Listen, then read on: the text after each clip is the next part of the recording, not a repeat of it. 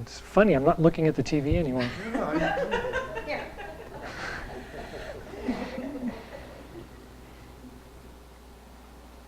All right, let's go ahead and get started.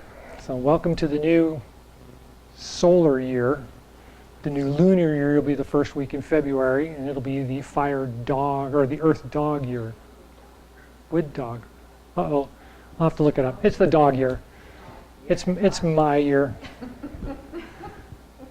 Supposedly that will be good come June, but until then, there's a lot to discuss around the way the elements interplay with the animals. So we've talked before that there's 5 elements, and there's yin and yang, and then there's these 12 animals.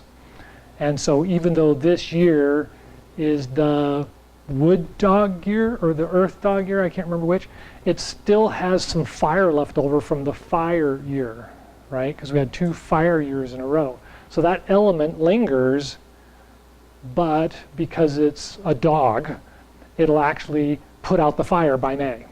And so the fiery characters kind of fade away as the earth characters take over, because earth puts out fire, right? It's pretty easy. Makes a lot of sense.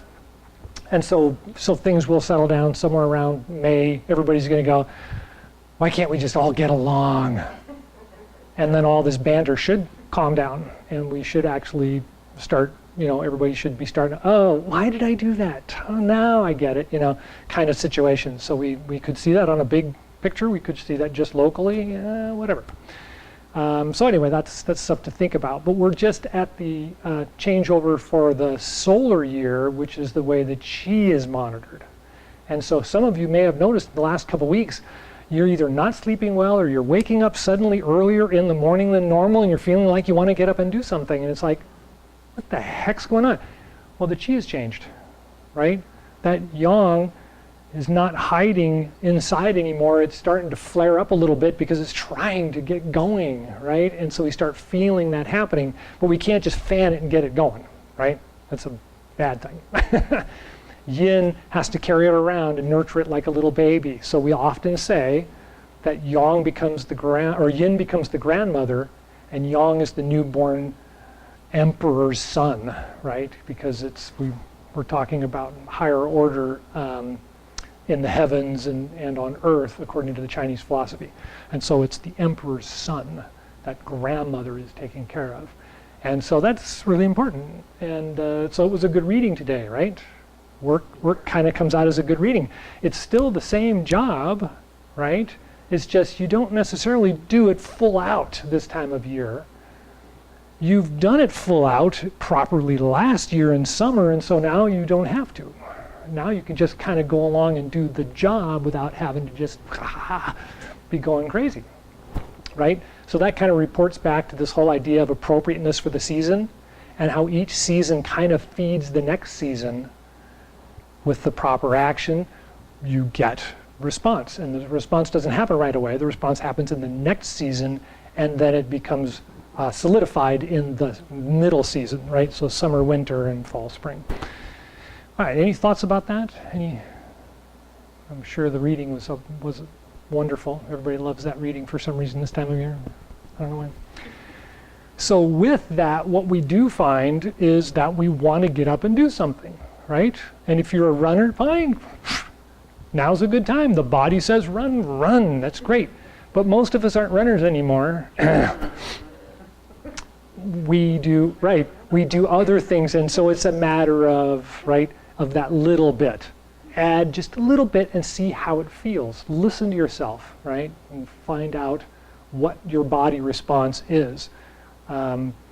And of course, in the email, it was pretty obvious. If you've had a nice long rest and you jump out of bed, don't be surprised if you fall down, right?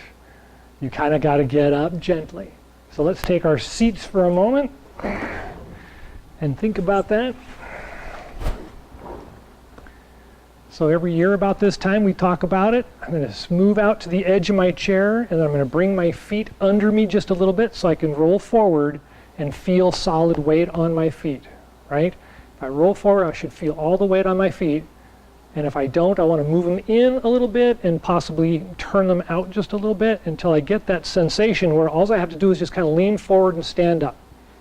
And I want to try that a couple of times, so I'm just like right there, like I'm almost going to get up, and oh, no, I'm going to wait. I'll wait a little bit longer, right?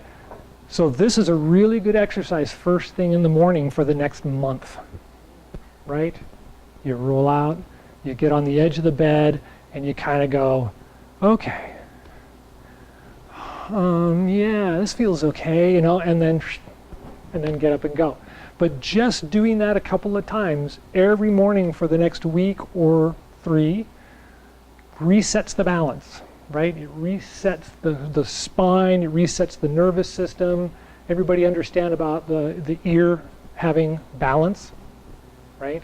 We don't get balance from here, we get balance from here, the nervous system, right? So we practice this a little bit, and it reminds the body, oh, that's leaning forward and that's leaning backward. Right? We don't think about it because we do this all the time, right? We get up, we go do a job, we sit down, we work on the computer, we get up, we go to lunch, we come back, we sit down, right? We're kind of used to doing it, so we don't even think about the fact that, well, you know, at the core, it's still thinking it's winter. And it's getting that stimulation of yang, and the yang is pushing everything out of the way, and so everything starts to get this kind of feeling to it, even though you may be healthy and sturdy and balanced and everything else is fine. Oh, I don't have any problem with balance. I just go, whoa, wait a minute. You know, where did that come from? So we're going to get that on and off. And this kind of gives you that sense of retraining so that the balance becomes more solid again.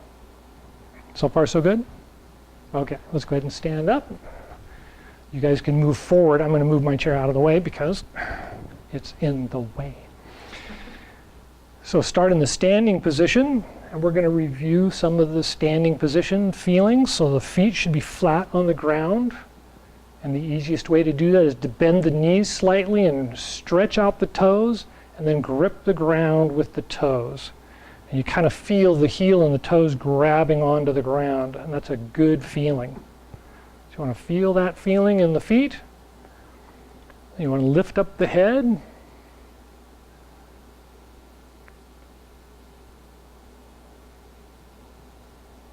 And after a breath or two, you may feel that the weight of the head, the chest, the shoulders starts to sit down on the hips. So you want to feel it down at the hips, almost like there is something you're sitting on, and you want that feeling of balance to sink down and land in the hips at the tailbone. Now, when the arms are at the sides, we generally think about the arms being at the sides like our hands are in our pockets, so our elbows are back and in. And we actually want the elbows to come out somewhat and open the chest, rounding the arms. Turn the palms to face each other. And rest the tip of the tongue on the roof of the mouth just behind the front teeth.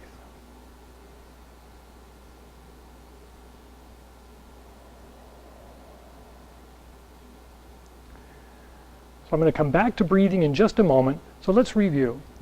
The 3 gates gong simply rolls the feet out, arches the back, lifts up the chest, and opens the arms.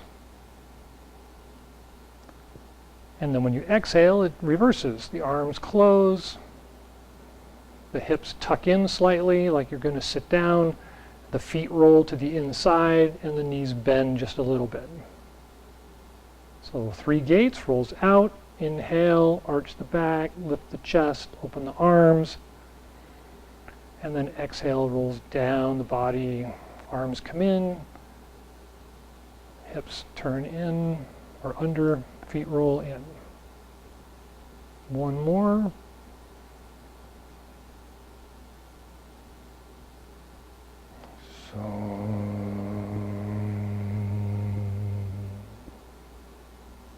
Good. How's that?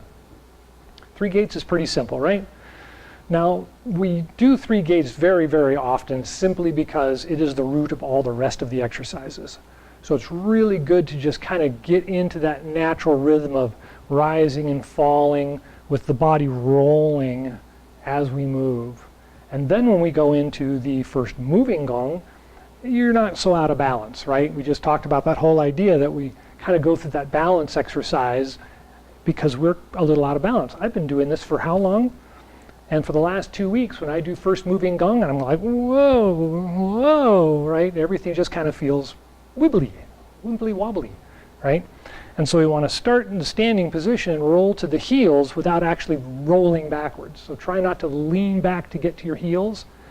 Kind of push yourself back to the heels. So push the hips in slightly without leaning too much, right? Yeah. So roll back, bring the arms back and open. Inhale and rise up. Roll around the feet to the toes and do the exhale, closing, winding down. So you'll probably notice when you roll back to the heels, which is a slight push of the hips, and inhale and rise up.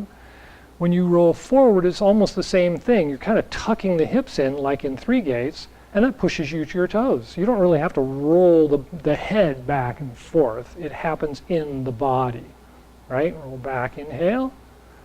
Spread the arms, roll forward, bring the arms forward, exhale, and sink down. Good. Everybody feel all right with that one? Any questions on the move? Okay.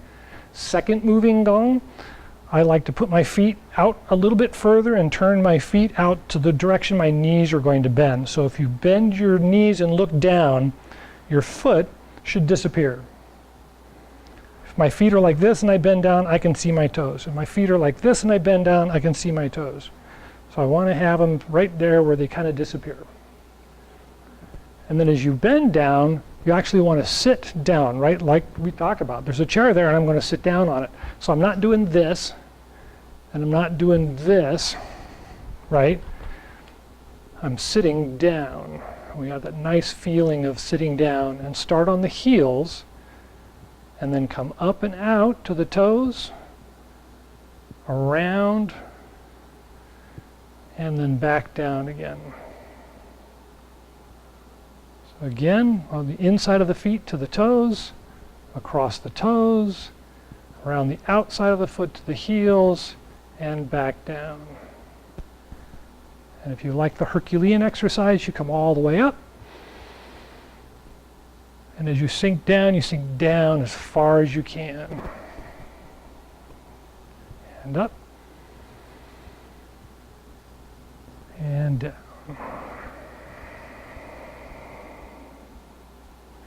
Now generally 90 degrees is as far as you really want to go.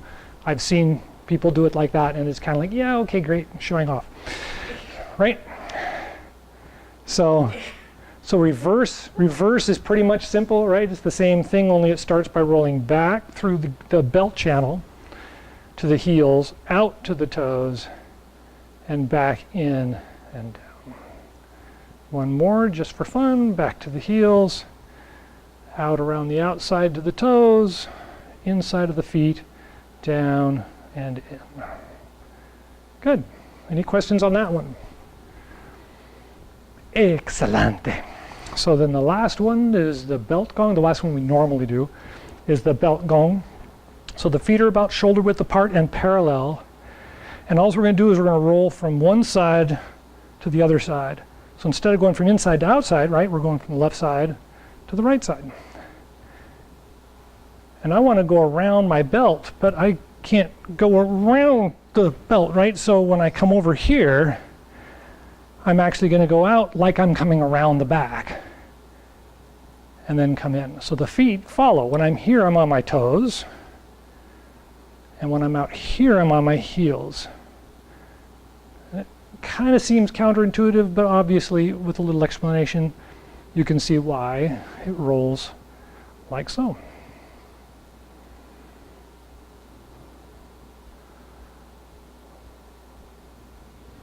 Any questions about that one?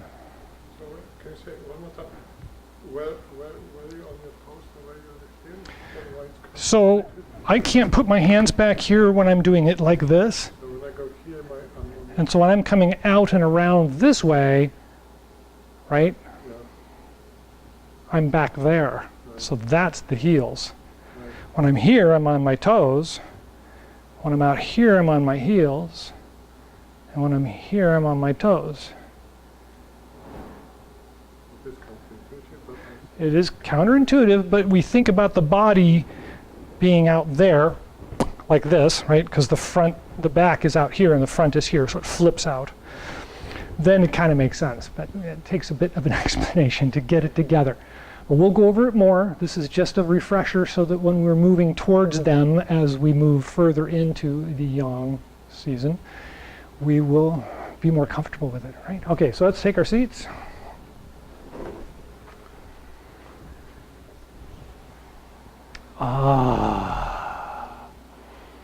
That's right. So breathing, one of my favorite subjects. Can't live without it, right? You know, it's like water. It's the only other thing we have to do. So what do we talk about when we talk about breath? Exhale is longer than inhale, right? We always want to exhale a little bit more. Well, over the break, I had a breakthrough. I'm meditating all the time again, and so one of the funny things that comes back to me is some early training about breathing, and so it all is around the clock, right? Because you can have a clock in the background going tick, tick, tick, tick, and you, with your eyes closed, you don't have to look at the clock. You know it's ticking, and so it's really easy to count, right? Those of us with a very strong heartbeat can also use our heart. As long as the heart doesn't have a lot of fluttering going on, it's really easy to follow. Right? It's right there. It's in the background, and you can just kind of pay attention to it.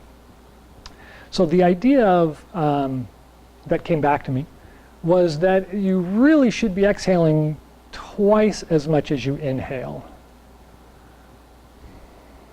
Think about that for just a minute. I mean, if I took 10 seconds to inhale, then I've got to take 20 seconds to exhale. Anybody? Anybody? That's a long time, right? That is a long time. And so think about it. Let's just do 2 and 4, right? Everybody do seconds in your head without too much trouble? Okay, so 2 seconds, and then exhale for 4. And then inhale for 2, and exhale for 4. That seems pretty easy, right? And it feels comfortable enough. So let's try 4 and 8, right? So inhale for 4, exhale for 8. When you're ready,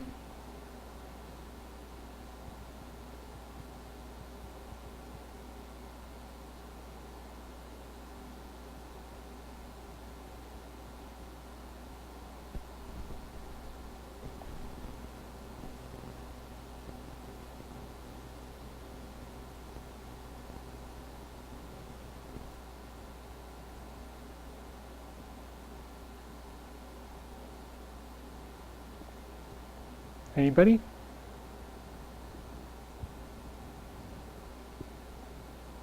Definitely calmer, right? You feel more relaxed when you did that little bit quieter, longer breath. So then 5 and 10 is what we usually use in the class when we're in the summer and I'm trying to get you to breathe more and really, you know, extend the exhale. We end up somewhere around 5 and 8. Or 6 and 8, right?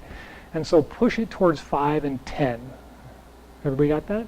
5 seconds in, 10 seconds out.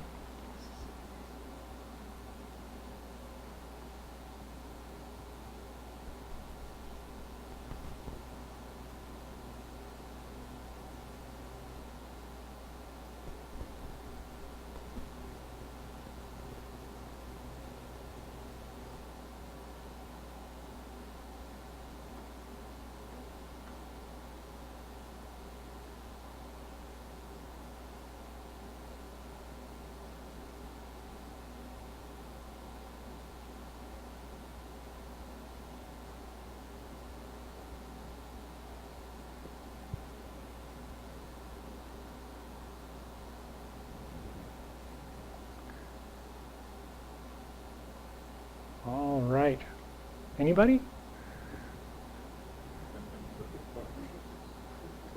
I tried to take deeper inhale. It- I'm like, even though I'm counting the seconds, I'm really sucking in that air so I can do the 10.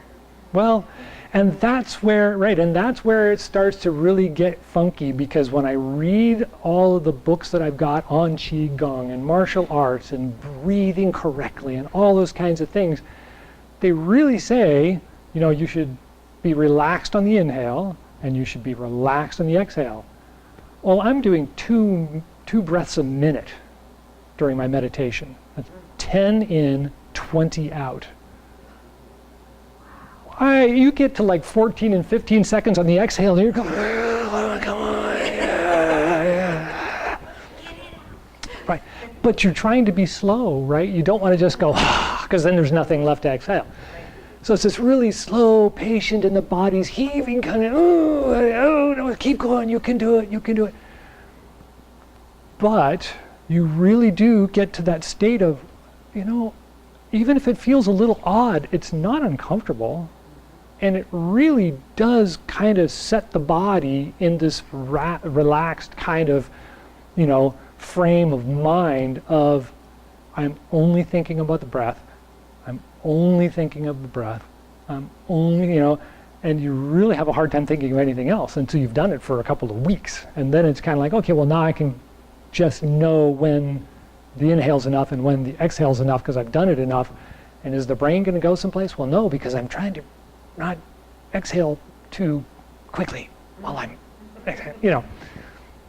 So think about that when you're practicing or meditating or even during the day breathing, and you want to take that moment to go, okay, things are a little crazy. Let me just stop and think. Try and 5 and 10, and then 6 and 12, and just see where you go. Right? See what it feels like, because it really is kind of that next stage of getting the body to be more with you and less with all the stuff that's going on, right? All that energy that's running around out there is making your body breathe funny. I guarantee it. Happens to me really easy. And so this length of breathing or lengthening the breathing can really help. Any thoughts on that? Any other thoughts on that? No?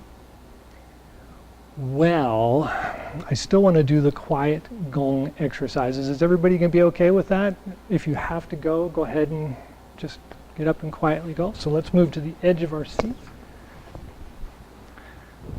Start in the sitting position.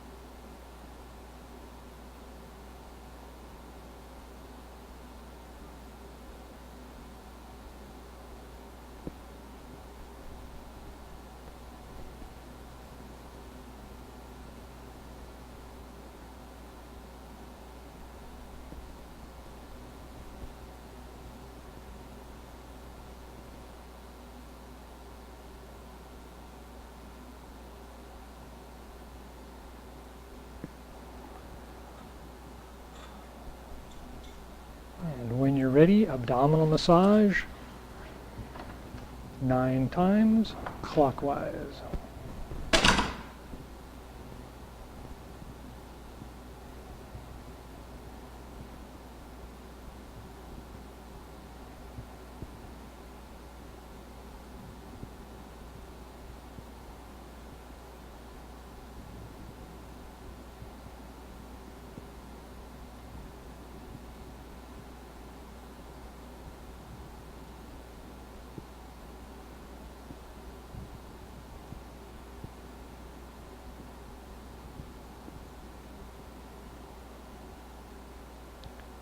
And when you've done 9, switch hands, opposite direction, 9 times.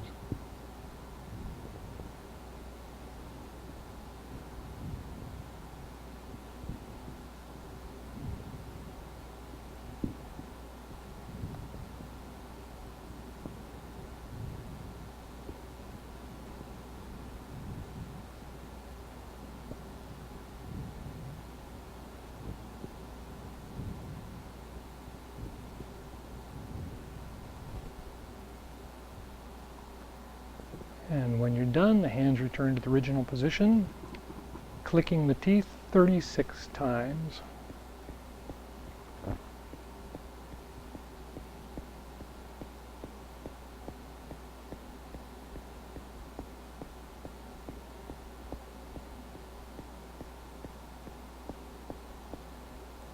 Rotate the tongue around the gums 10 times.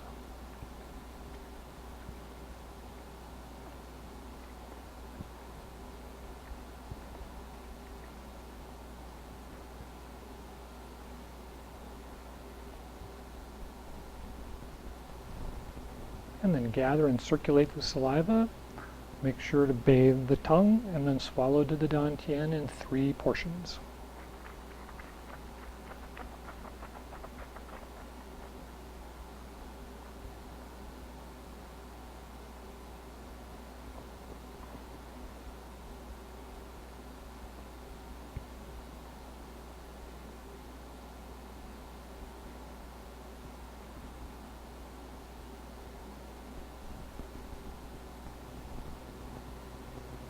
And massage the hands, and then massage the face with 2 hands.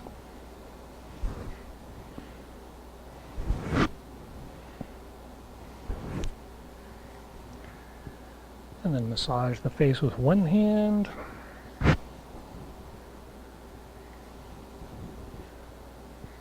Switch hands and directions.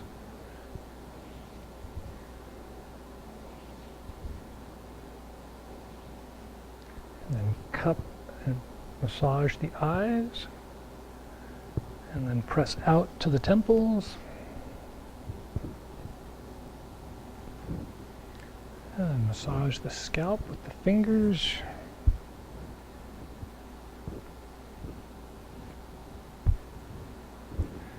and massage the ears with the thumb and the forefinger.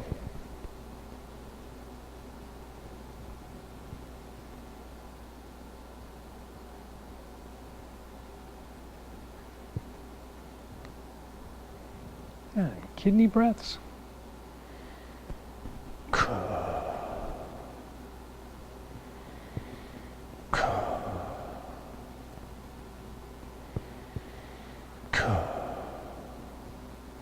The Tibetan drum exercise.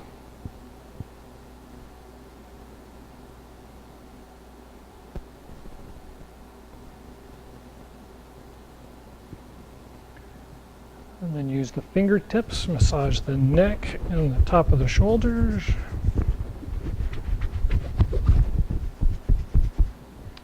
And then the lower back. And the ribs. And then each arm 3 times. Down the legs. And the outside of the legs.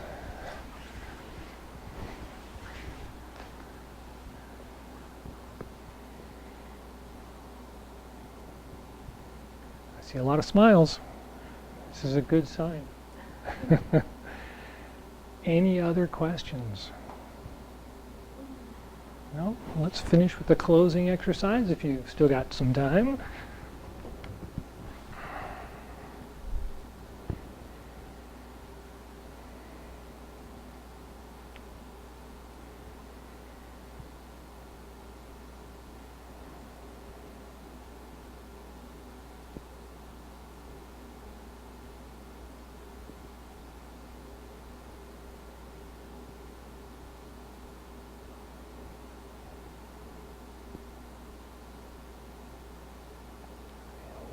ready, turn the palms out. Inhale, rise up.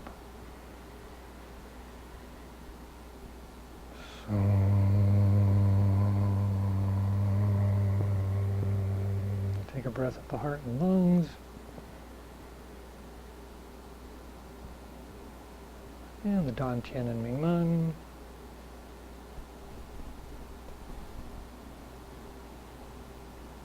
And the bubbling spring points, the bottoms of the feet.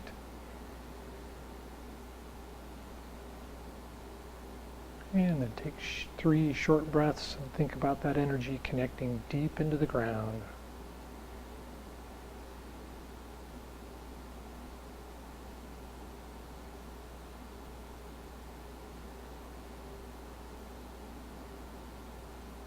And again, palms out, inhale, rise up.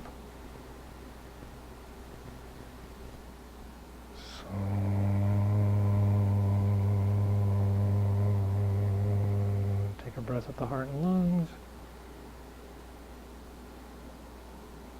And the Dan Tian and Ming Men.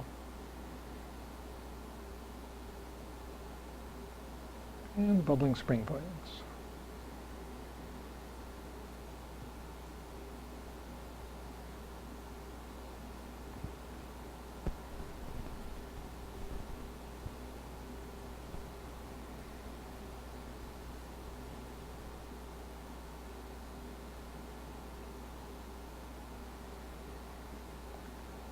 And when you're ready, one more.